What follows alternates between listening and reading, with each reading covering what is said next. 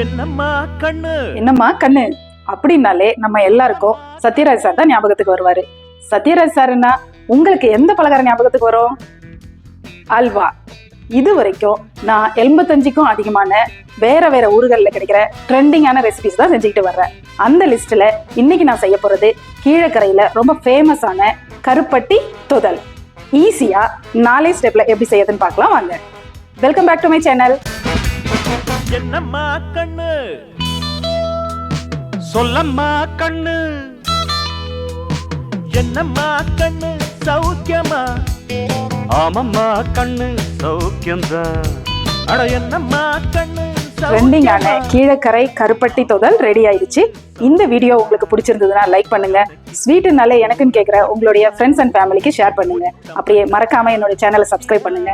நாளைக்கு புது வீடியோ புது ரெசிபியோட உங்களை சந்திக்கும் வரை டாடா பை பை.